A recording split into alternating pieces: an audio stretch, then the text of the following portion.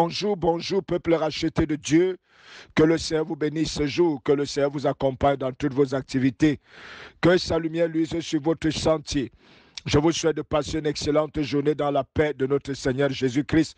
Alors ce matin, je viens avec un message de la part du Seigneur, un message que j'ai intitulé « Le vrai bonheur, c'est de pratiquer ce que nous entendons ».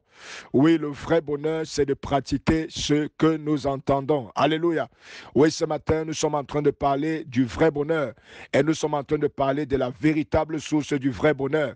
Il est important de savoir que lorsque nous parlons du bonheur, nous ne sommes pas en train de parler de ce bonheur éphémère que certaines choses de ce monde peuvent nous apporter, mais nous sommes en train de parler du bonheur, ce bonheur permanent que le Seigneur veut faire habiter dans nos cœurs lorsque nous sommes devenus des enfants de Dieu.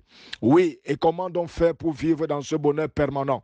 Comment donc faire pour vivre, pour que ce bonheur réside à l'intérieur de nous? Bien-aimé, ce matin, je voudrais t'apporter une information importante au sujet de la mission de Dieu dans ta vie.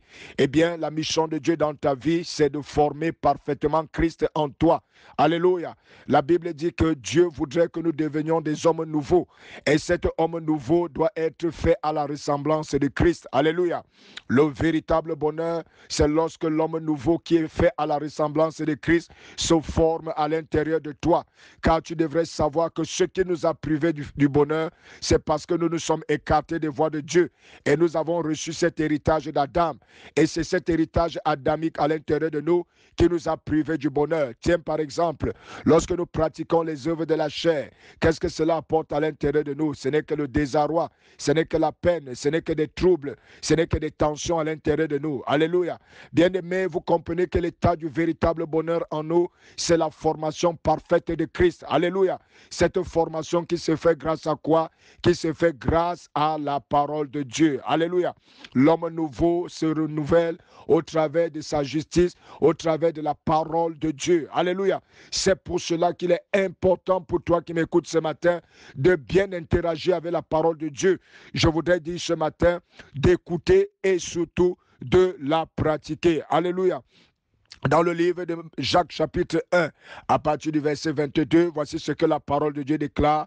Mettez en pratique la parole et ne vous bornez pas à l'écouter en vous trompant vous-même par de faux raisonnements. Car si quelqu'un écoute la parole et ne la met pas en pratique, il est semblable à un homme qui regarde dans un miroir son visage naturel et qui après s'être regardé s'en va et oublie aussitôt quel il était. Mais celui qui aura plongé les regards dans la loi parfaite, la loi de la liberté et qui aura persévéré, n'étant pas un auditeur oublieux, mais se mettant à l'œuvre, celui-là sera heureux dans son activité. Alléluia. Bien-aimés, vous voyez que derrière la pratique de la parole de Dieu, il y a le véritable bonheur.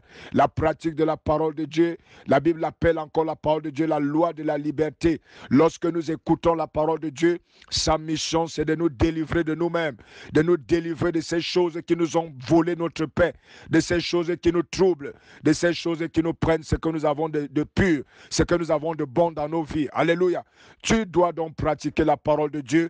Je dois pratiquer la parole de Dieu afin que Christ soit formé en moi, afin que Christ soit formé en toi. Et c'est la formation de Christ en nous qui produit le véritable bonheur. Alléluia. Bien-aimé, ce matin, je lève ma voix pour toute personne qui m'écoute et je prie afin que si tu avais toute personne qui avait des difficultés pour pratiquer la parole de Dieu, au son de ma voix, quelle que soit la dimension de sa vie, qui avait des difficultés pour être réglée selon la parole de Dieu, que cette personne en soit délivrée au nom de Jésus.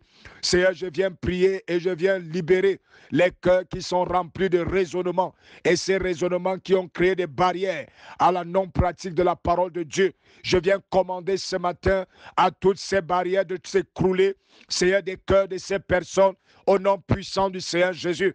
Que le Seigneur vous accorde des cœurs purs et des cœurs purs. Au nom puissant du Seigneur Jésus, des cœurs qui reçoivent la parole et qui la mettent en pratique au nom puissant du Seigneur Jésus. Que le Seigneur vous bénisse ce matin. Shalom, shalom, shalom, shalom.